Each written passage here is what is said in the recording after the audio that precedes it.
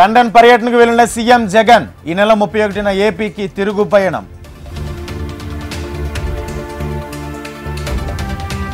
ఇవాళ తెలంగాణ కేబినెట్ సమావేశం. పలు కీలక నిర్ణయాలు తీసుకోనున్న మంత్రి మండలి. టీఎస్ను టీజీగా మారుస్తూ సర్కార్ ఉత్తర్వులు. ప్రభుత్వ శాఖలు సంస్థలకు తెలంగాణ సీఎస్ ఆదేశాలు.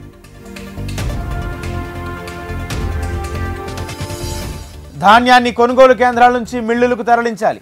జిల్లా కలెక్టర్లను ఆదేశించిన తెలంగాణ సీఎస్ శాంతికుమారి. హైదరాబాద్ విజయవాడ హైవేపై 17 బ్లాక్ స్పాట్స్ గుర్తింపు. ప్రమాదాల నివారణపై రోడ్డు భవనాల శాఖ మంత్రి కోమటిరెడ్డి సమీక్ష. ఏపీలో అల్లర్లపై సిట్ ఏర్పాటు. 13 మంది సభ్యులతో ప్రత్యేక దర్యాప్తు బృందం. అజ్ఞాతంలోకి మాచర్ల ఎమ్మెల్యే పిన్నెల్లి రామకృష్ణారెడ్డి. గన్మెన్లను వదిలేసి వెళ్లిన పిన్నెల్లి సోదరుడు. మెదక్ బీఆర్ఎస్ అభ్యర్థి వెంకట్రామిరెడ్డిపై డిస్క్వాలిఫై చేయండి. ఈసీకి రఘునందన్ రావు ఫిర్యాదు.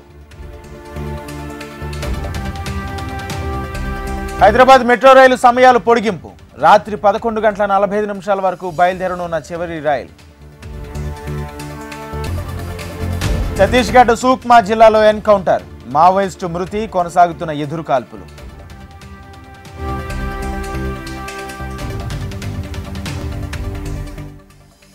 ఆప్ ఎంపీ స్వాతి మలివాల్ పై దాడి కేసులో ఢిల్లీలో కలకలం. సీఎం అరవింద్ కేజ్రీవాల్ నివాసం దగ్గర భద్రత కట్టుదిట్టం. రాయ్బరేలీలో రెండో రోజు సోనియా గాంధీ పర్యటన. రాహుల్కు మద్దతుగా ప్రచారం చేస్తున్న సోనియా. పోలింగ్ శాతాన్ని 48 గంటల్లో ఎందుకు ఇవ్వరు? ఎన్నికల సంఘాన్ని ప్రశ్నించిన సుప్రీంకోర్టు. మరో 30 ఏళ్లకు అంగారక గ్రహంపై నగరం. స్పేస్ ఎక్స్ అధినేత ఎలన్ మస్క్ అంచనా.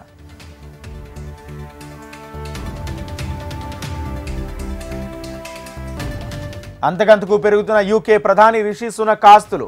120 మిలియన్ యూరోలకు పెరిగిన ఆస్తి. ప్రాణాపాయ స్థితి నుంచి బయటపడ్డ స్లకేవియా ప్రధాని. హత్యాయత్నాన్ని ఖండించిన ప్రపంచ దేశాలు.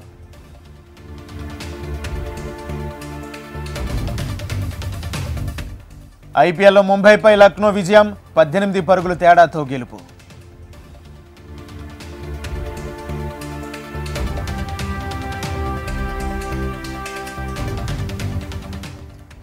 తెలుగు రాష్ట్రాల్లో మరో 4 రోజులు వానలు. ఉపరితల ఆవర్తనం, ద్రోణి ప్రభావంతో వర్షాలు.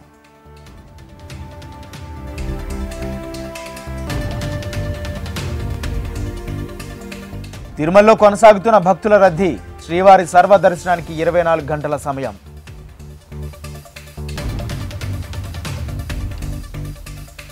ఇవాళ తిరుమలలో ఆగస్టు నెల దర్శనం టికెట్లు విడుదల. ఆన్లైన్లో లక్కీ డిప్ నమోదు.